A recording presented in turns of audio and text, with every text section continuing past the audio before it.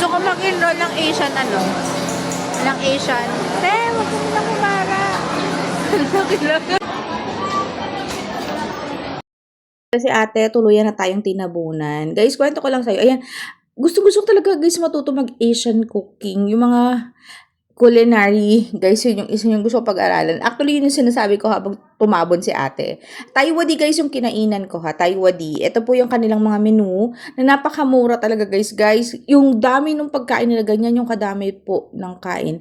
Ng pagkain sa Thailand. Talagang masarap talaga siya, guys. And ano, talagang, lalo na yung kaupatgay nila, guys. Kasi marami ako nakikita dito na kaupatgay, guys. Pero hindi ganun kalasa.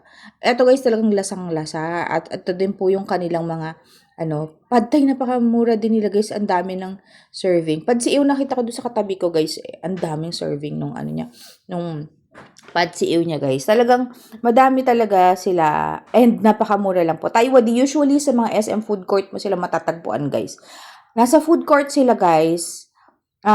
Hindi ko alam kung ano, pero dito sa, marami talaga. Yan guys, Nam Jim Jow, yan po yung aking, madalas na in-order kasi masarap talaga.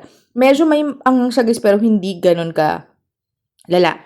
Priknam som, ayan guys, may vinegar kasi yan guys. And eto guys, yung ating priknam pla. Kasi nam is, water. Pla guys is fish. So, fish sauce guys. Prik is yung spicy guys. So, chili pala. So, ayan guys, ito yung kaupat gay ko guys. Kaupat gay kasi may chicken siyang kasama. Maliliit lang guys yung chicken ko. Pero papakita ko sa iyo mamaya yung in-order ng husband ko guys. Ayan, nakita mo yan.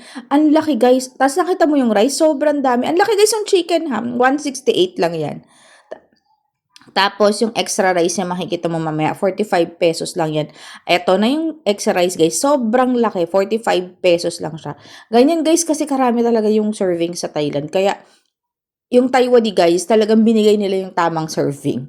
Sobra talaga, guys. Ganyan yung tamang serving sa Thailand. So, anyway, ayan. Tumira kasi kami sa Thailand for 6 years po. And, madalas na in-order ng husband ko, guys, for 6 years. Doon lang kami kumakain madalas, guys, sa, paulit-ulit namin to kinakainan guys. Madalas kami kumakain sa Jetters. Ano pa ba? Sa Sizzler and sa MK. Pagka March, kasi may free silang buy one take one. Ano bang kinakainan namin doon? Yung isa, kung hindi Domino's guys, yung Pizza Company. Yun yung in-orderan namin guys. Kasi sa Pizza Company, pag March guys is meron kaming free na na sample guys. Yung free na buy one take one guys. Sa Domino's naman guys, yung ID namin guys, napakita ko lang sa Domino's yung ID namin, dun sa malapit sa school namin guys. And then yun, naka buy one take one na kami. Kahit yung ID ng anak ko sa school, ayun guys, naka-free na kami kasi doon ako nag-work. Tapos, ang sarap niya guys kasi tawag dito, sa food court kami madalas kumakain guys sa mall kasi nga, iba-iba kami na gusto. Pero guys, yung asawa ko talagang 6 years, halos puros fried rice guys yung in-order niya. And this one guys is our favorite talaga. Talagang, ang asawa ko hindi mahilig sa maanghang pero nag-enjoy naman po siya sa mga pagkain sa Thailand. And madalas, ako din yung nagluluto guys kasi hindi nga talaga siya mahilig sa maanghang. And kung gusto niyo pumunta sa mall guys, Taiwadi na yung orderan niyo na pagkain kasi lalo na sa food court guys, masarap talaga siya promise. At saka sobrang mabubusog ka at saka mura. So,